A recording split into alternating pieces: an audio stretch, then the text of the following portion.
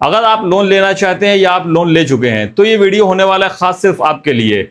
आप ये video and तक जरूर देखें, कोई भी पार्ट मिस ना करें, ऐसा ना हो कहीं आपको पछताना पड़ जाए। अगर आप बैंक में लोन लेने जाते हैं और बैंक वाले आपसे कहते हैं सर आपका 20 लाख का लोन अप्रूव हो गया है, तो आपका पहला रिएक्शन क्या होगा? आप खुश हो जाएंगे। लेकिन जो अमीर आदमी होते हैं वो यहां पर रुकेंगे और थोड़ा सोचेंगे कि ये लोन क्या मेरी वेल्थ बढ़ाएगा या मेरी परेशानी बढ़ाएगा। यही सवाल आप में और लाखों लोगों की सोच में फर्क पैदा करता है। भारत में हर साल लाखों लोग तमाम तरह के लोन लेते हैं, जिसमें business loan, personal loan, car loan, gold loan, तमाम तरह के लोन शामिल होते हैं। लेकिन उनमें बहुत से लोग बिना सोचे समझे साइन कर देते हैं और फिर वो सालों साल कर्ज के बोझ के तले दब जाते हैं। हेलो दोस्तों, आपका स्वागत है सोनल फाइनेंस वाला यूट्यूब चैनल पर और मेरा नाम मोहसिन खान है। मैं आपको ये दावे के साथ बताने वाला हूं कि अगर आपने ये वीडियो एंड तक देख ली तो लोन के मामले में आपसे स्मार्ट कोई नहीं होगा।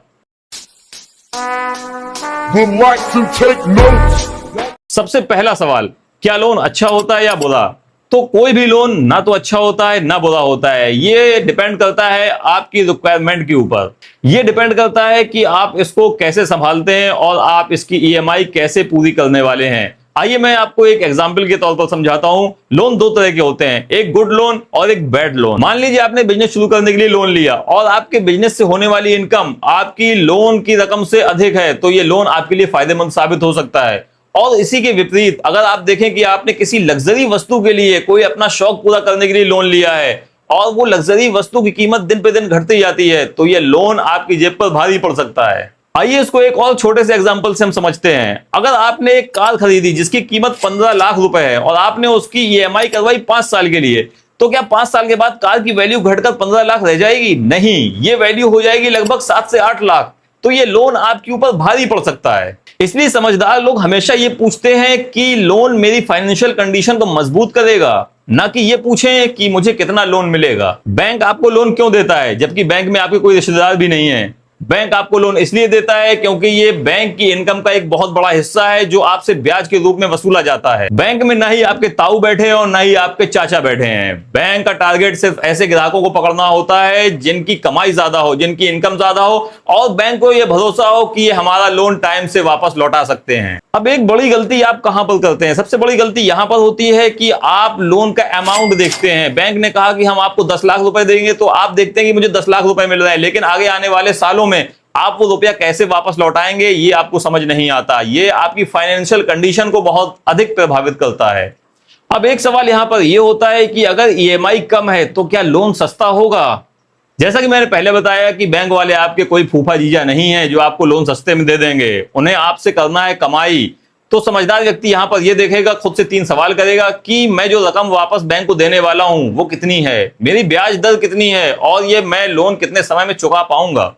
मान लीजिए बैंक आपको 2 ऑप्शन देता है। ऑप्शन ए जिसमें आपको मिलता है कि कम ईएमआई और बहुत लंबे टाइम के लिए, और ऑप्शन बी ईएमआई थोड़ी ज्यादा लेकिन बहुत कम समय के लिए। ज्यादातर लोग कम ईएमआई वाला ऑप्शन चूज करते हैं और यहीं पर वो लोन के चक्कर में फंस जाते हैं। और हमारा मकसद सिर्फ ये है कि हम आपको इस तरह के जाल से बचाएं। और जो स्मार्ट लोग होते हैं वो अधिक ईएमआई और कम टाइम ड्यूरेशन के लिए लोन सेलेक्ट करते हैं, क्योंकि कम टाइम ड्यूरेशन में आपका जो इंटरेस्ट जमा होता है वो काफी कम होता है। लोन के फाइनल डिसीजन से पहले आपको कुछ चीजें और ध्यान देना होंगी कि आपकी प्रोसेसिंग फीस कितनी लगती है। प्रोसेसिंग फीस हर बैंक की अलग अलग होती है। आपको ये बैंक वालों से बात करना होगी कि आपसे प्रोसेसिंग फीस कितनी ली जा रही है। अगर आपने अपने लोन का इंश्योरेंस करवाया है तो ये बहुत ही बेहतर आपने किया, क्योंकि अगर आपके साथ कोई भी दुखद घटना घट जाती है तो ऐसी स्थिति में बैंक वाले आपके घर वालों से लोन की वसूली नहीं कर सकते। साथ में आपको देखना होगा कि लेट पेमेंट फीस कितनी है। अगर आपकी कोई भी ईएमआई स्किप हो जाती है तो ऐसे में बैंक वाले आपसे कितना और एक्स्ट्रा चार्ज वसूलेंगे। और कुछ बैंक समय से पहले लोन पूरा जमा करने पर भी चार्ज करते हैं। तो आपको लोन लेते समय यह भी सावधानी रखनी है और यह देखना है कि आपकी बैंक जिससे आप लोन लेने वाले हैं आपसे फोरक्लोजर का कितना चार्ज लेगी। कई बार इन सारे एक्स्ट्रा चार्जेस भी लोन की कीमत को अफेक्ट करते हैं और इसका सीधा असर पड़ता है आपकी जेब पर, क्योंकि बैंक वाले आपकी जेब से ही पैसा निकालकर आपके लोन की भरपाई करते हैं। दोस्तों, आपने कभी सोचा है कि अगर 2 लोग एक साथ किसी बैंक में लोन के लिए अप्लाई करते हैं और एक का लोन अप्रूव हो जाता है और एक का लोन रिजेक्ट हो जाता है, ऐसा क्यों होता है? क्या एक व्यक्ति बैंक वालों को ज्यादा पसंद आता है और आप बैंक वालों को बहुत खराब लगते हैं? ऐसा बिल्कुल नहीं है। ये डिपेंड करता है आपके सिविल स्कोर पर, यह डिपेंड करता है आपकी क्रेडिबिलिटी के ऊपर। बैंक वाले कभी भी भावनाओं में बहकर फैसला नहीं करते हैं। वो आपकी सैलरी देखेंगे और साथ में आपका रिस्क मैनेजमेंट देखेंगे, आपकी क्षमता देखेंगे कि भाई आपकी जेब में पैसा है लोन अदा करने का या नहीं। तो अब हम यहां पर समझते हैं सिबिल स्कोर, क्योंकि सिबिल स्कोर होता क्या है? ये कोई जादुई नंबर नहीं है। ये बताता है कि आपने कभी कोई भी अपना पेमेंट मिस नहीं किया, आपने क्रेडिट कार्ड का सारा पेमेंट टाइम पर ही जमा किया है, और इसी से आपकी क्रेडिट हिस्ट्री बहुत अच्छी होती है और आपका सिबिल स्कोर बढ़ जाता है। अगर आपने अपना सिबिल स्कोर बहुत अच्छा कर लिया है और आपका सिबिल स्कोर 780 से 800 850 तक है, लेकिन अब आप यहां पर कंफ्यूज हो रहे हैं कि आप कौन सा लोन लें, आपको होम लोन लेना है या पर्सनल लोन या एजुकेशन लोन या फिर गोल्ड लोन या कार लोन। चलिए हम आपकी ये परेशानी आज दूर करने वाले हैं। बात करते हैं हम सबसे पहले होम लोन की। जैसा कि आपको नाम से पता चलता है, ये लोन घर बनाने के लिए दिया जाता है, लेकिन यहां पर आप कंफ्यूज ये हो सकते हैं क्या आपको सारा अमाउंट एक साथ मिल जाएगा? जवाब है नहीं। आप जैसे जैसे अपना घर बनवाते जाएंगे, बैंक वैसे वैसे आपके खाते में लोन का पैसा ट्रांसफर करती जाएगी। अगर आपने घर बनवाने के लिए 10 लाख रुपए का लोन लिया है तो आपको ये पूरा पैसा एक साथ नहीं मिलेगा।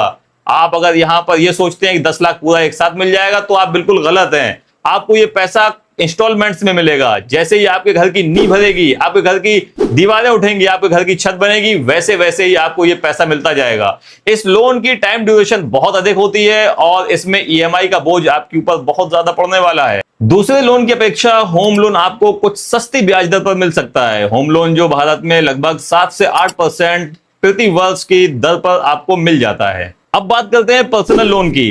पर्सनल लोन बैंक लगभग 11 से 13% की वार्षिक ब्याज की दर पर देते हैं और ये लोन काफी महंगा होता है। पर्सनल लोन केवल आपको वास्तविक जरूरत पर ही लेना चाहिए, लेकिन भारत में लोग बाग अपने महंगे शौक पूरे करने के लिए और अपनी जरूरतें पूरे करने के लिए पर्सनल लोन ले लेते हैं और फिर इसकी ईएमआई इंटरेस्ट रेट इतना ज्यादा होता है कि वो इस चक्कर में फंस जाते हैं और अपने आप को इस लोन के चक्रव्यूह से बाहर नहीं निकाल पाते हैं। अगर पर्सनल लोन से आपने कोई ऐसी चीज खरीद ली है जिसकी वैल्यू लगातार कम होती जा रही है, तो ये लोन लेने से पहले आप कम से कम 2 बार जरूर सोचिए। अब बात करते हैं बिजनेस लोन की। अगर आपको बिजनेस की समझ अच्छी है, अगर आपकी मार्केट में पकड़ अच्छी है, तो फिर ये बिजनेस लोन आपके व्यवसाय को बढ़ाने में बहुत मददगार साबित हो सकता है।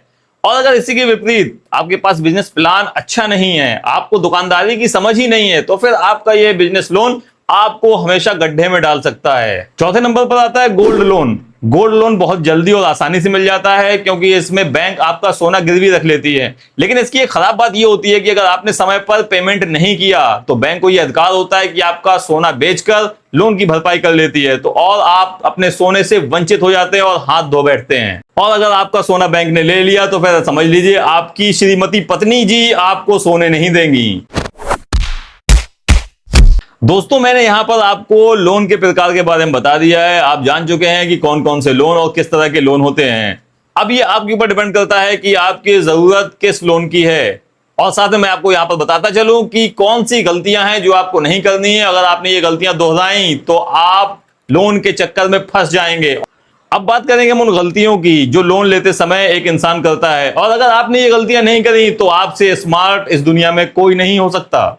पहली गलती, आप सिर्फ ईएमआई देखकर लोन ले बैठते हैं। आप ये नहीं देखते कि टाइम ड्यूरेशन कितना है। आपने देखा कि ईएमआई बहुत सस्ती है और आपने कम से कम 5 साल के लिए लोन ले लिया। अब ऐसे 5 साल एक बहुत बड़ा समय होता है। 1-2 साल आपके आसानी से कट जाते हैं, लेकिन 5 साल काटने में आपको बहुत टाइम लगेगा और फिर आपको ये लगेगा कि ये लोन मेरे लिए एक बहुत बड़ा सरदर्द बन गया है। दूसरी गलती, बिना लोन एग्रीमेंट पढ़े साइन कर देना। इंसानी गलती यहां पर यह होती है कि लोन एग्रीमेंट पूरा विस्तार से नहीं पढ़ता है और उसमें साइन कर देता है। उसमें तमाम हिडन क्लॉज और ऐसी छुपी हुई शर्तें होती हैं जो बाद में आपको बहुत ज्यादा परेशान करती हैं। तीसरी गलती, बैंक के ऑफर कंपेयर न करना। यानी कि आप जैसे सब्जी खरीदने जाते हैं तो आपने आलू एक दुकान में खरीदे, आपको अच्छे नहीं लगे, आप दूसरी दुकान बढ़कर चले गए, आप तीसरी दुकान चले गए। लेकिन जब आप लोन लेने जाते हैं तो आप ऐसा नहीं करते हैं। आपने पहले से ही मन बना लिया कि मुझे उस बैंक से लोन लेना है, जबकि मार्केट में तमाम बैंक्स हैं। आपको चाहिए कि आप अलग अलग बैंक्स में जाएं और वहां पर उनके लोन के प्रोसेस के बारे में जानकारी लें। चौथी गलती जो सबसे ज्यादा लोग करते हैं, कहीं आप इस गलती का शिकार तो नहीं, और वो ये है कि बिना इमरजेंसी फंड के लोन ले लेना। अगर आपने बिजनेस लोन लिया है तो ये बिजनेस आपका एकदम से शुरू नहीं होगा, आपका ग्रो नहीं, लेकिन आपकी ईएमआई उसी दिन से शुरू हो जाएगी जिस दिन से लोन आपके अकाउंट में आया है। और कुछ छोटी छोटी गलतियां जिसको आप नजरअंदाज कर देते हैं, यानी कि आप अपने महंगे शौक पूरे करने के लिए पर्सनल लोन ले लेते हैं। आप ईएमआई की किस्त टाइम पर नहीं भरते हैं, जिससे आपको कुछ एक्स्ट्रा चार्ज भी देना पड़ता है। दोस्तों, लोन ना तो आपका दोस्त है और ना ही दुश्मन। ये एक फाइनेंशियल टूल है जो बीच बीच में आपकी मदद करता है। जब आपके अपने, आपके दोस्त, आपके रिश्तेदार आपको पैसा देना से मना कर दें तो आप लोन का सहारा ले सकते हैं, जिससे आप अपनी पढ़ाई का खर्च, आप अपने छोटे छोटे शौक, ये सब पूरे कर सकते हैं। आप अपना घर बना सकते हैं, आप अपना बिजनेस भी चला सकते हैं। तो आपको चाहिए आप एक अच्छी प्लानिंग बनाएं, एक अच्छी योजना बनाएं और एक अच्छा बैंक चुनें, जिससे आपके आने वाले फाइनेंशियल प्रेशर आपके ऊपर कम हो। और अगर आपने बिना योजना के लोन ले लिया तो आप ये बात याद रखिए कि सालों साल तक आपके ऊपर ये दबाव बराबर बना रहेगा। दोस्तों, अगर आप लोन लेने का मन बना रहे हैं तो अब वीडियो में बताए गए टिप्स आप जरूर फॉलो करें, जिससे आप अपना लोन लेने में स्मार्टनेस जरूर दिखा सकें। अगर आपको इस वीडियो के माध्यम से कुछ नया सीखने को मिला है तो वीडियो को लाइक कीजिए, और अगर आपको कोई लोन चल रहा है तो कमेंट में जरूर बताइए, और हमारे चैनल को आप सब्सक्राइब करना न भूलिए, जिससे हम आपको आसान भाषा में फाइनेंस की टिप्स देते रहें। मिलते हैं आपसे नेक्स्ट वीडियो में।